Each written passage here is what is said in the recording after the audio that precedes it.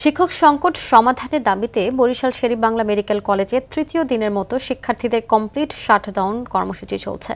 তাদের অভিযোগ ৩৬৪ জন শিক্ষকের বিপরীতে রয়েছে ১৬১ জন শিক্ষক। ৪০ জন প্রফেসর থাকার কথা থাকলেও বর্তমানে আছে মাত্র ৩ জন।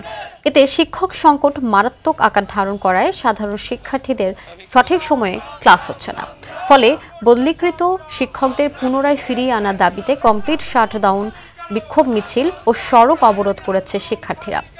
শিক্ষার্থীদের দাবি, এর আগেও মন্ত্রণালয় ও কলেজের প্রশাসনিক কর্মকর্তাদের মাধ্যমে এই সংকটের বিষয় নিয়ে দাবি তুললেও কোনো সমাধান করেনি মন্ত্রণালয় ও কলেজ প্রশাসন। দ্রুত সময়ের মধ্যে যদি এই দাবি বাস্তবায়ন না হয়, পরবর্তীতে বড় কর্মসূচি দেওয়ার হুঁশিয়ারি দিয়েছে আন্দোলনরত শিক্ষার্থীরা।